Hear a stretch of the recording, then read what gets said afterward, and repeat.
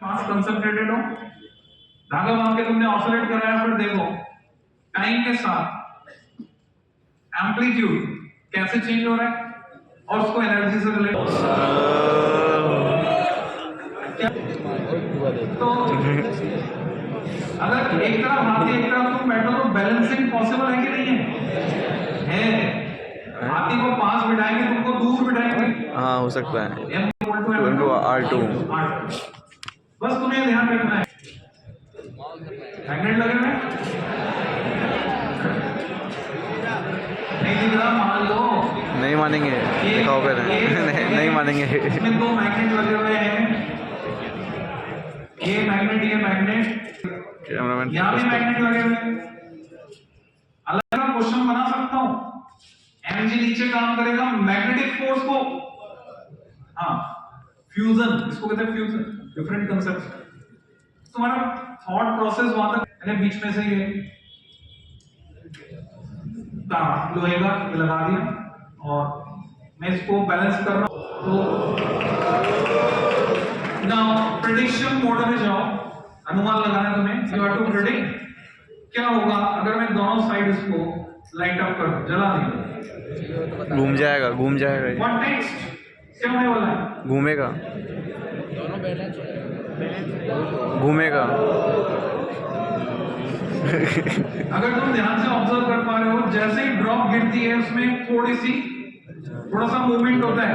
Yes sir. और घूमना अभी थोड़ी देर में तुम देखोगे इफेक्टिवली सीसॉ बन जाएगा। M1R1 equal to M2R2। M2R2।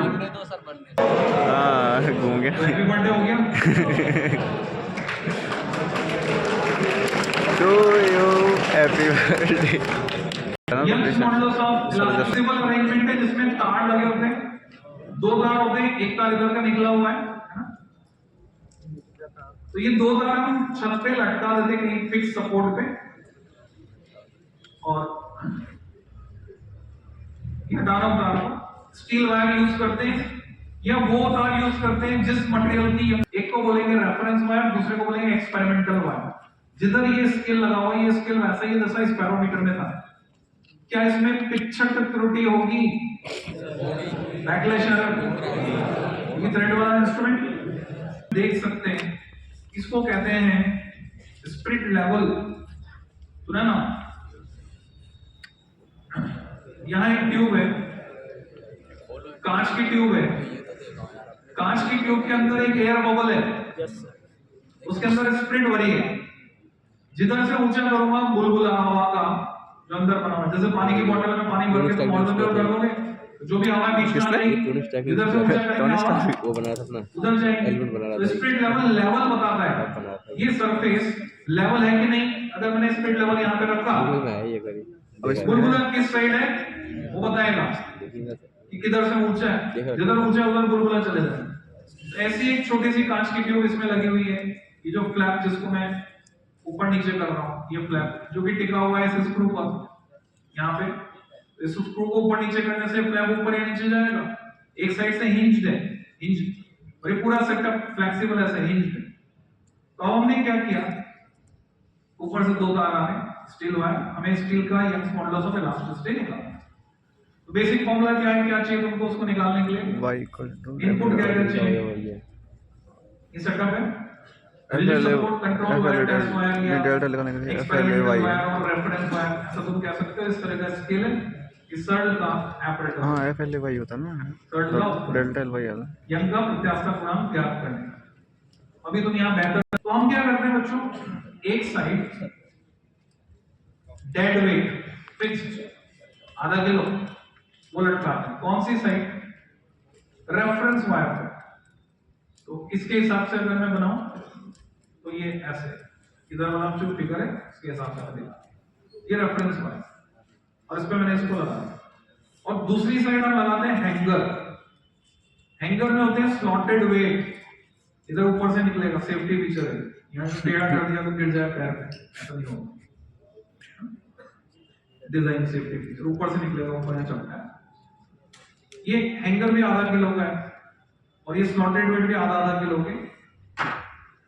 क्या करते हैं, एक साइड इसको एक साइड इसको लगा देते हैं, जिससे वायर में कोई मुड़ा तोड़ा हिस्सा है, जॉइंट मुड़ा हुआ है कहीं से तार, क्लिंक कहते हैं उसको, वो सीधा हो जाए। ये लगा दिया हमने। अब जो भी बबल है उसको इससे बैलेंस करते हैं कि बबल सेंटर पे आ जाए। इसको जैसे मैंने नीचे किया, ये ऊंचा था, बबल सेंटर में आ जाए, इस तरह से बैलेंस कर। बबल सेंटर में आ गया। अब रीडिंग जो भी आ रही है यहाँ पे उसको पढ़ लेते हैं। मेन स्केल की रीडिंग, सर्कुलर स्केल की रीडिंग, जैसे स्क्रू गेज में, जैसे स्पेरोमीटर में, वैसे तो मेन स्केल की रीडिंग, सर्कुलर स्केल की रीडिंग पढ़ के रीडिंग आ गई 8-0 मान लिया मैंने, 0। अब क्या करूंगा, आधा किलो बढ़ाऊंगा यहाँ पे। आधा किलो बढ़ाते ही स्ट्रेच होगा, खींचेगा, तो मैं थोड़ा सा वेट करना होता है। कोई चीज खींचती है तो गर्म हो जाती है, तार को खींचो गर्म होगी, तो टेम्परेचर की वजह से भी एक्सपांशन आएगा जो हमें नहीं चाहिए अपनी रीडिंग में। हमें तो वेट की वजह से एक्सपांशन चाहिए, तो हम थोड़ा सा रुकते हैं, टेम्परेचर की वजह से इसका इफेक्ट आए तो 2 मिनट, 1 मिनट से 2 मिनट वेट करते हैं रीडिंग लेने से पहले, उसके बाद रीडिंग लेते हैं। तो अब रीडिंग कैसे लेनी है, क्योंकि ये तार नीचे चलेंगे, कौन सा एक्सपेरिमेंटल वायर खींचा है, तो ये वाली साइड नीचे चलेगी, तो बबल किधर शिफ्ट होगा, तुमसे पूछते हैं। बबल शिफ्ट होगा रेफरेंस वायर की तरफ, ये ऊंचा होगा ये वाली साइड। तो अब यहां से हमें इसको चलाना पड़ेगा ऊपर की तरफ, जिससे कि ये ऊंचा होकर वापस बीच में आ जाए। तो उसको बोलेंगे रीडिंग R1, फिर आधा किलो बढ़ाया R2, आधा किलो बढ़ाया R3, आधा किलो बढ़ाया R4, R5। ऐसे मैंने ऑब्जर्वेशन लिए कहां तक, जो इसकी जो तार है उसकी जो ब्रेकिंग स्ट्रेस होती है उसका 1/3, 4 किलो तक जाते हैं, 4 kg वेट तक बढ़ाया।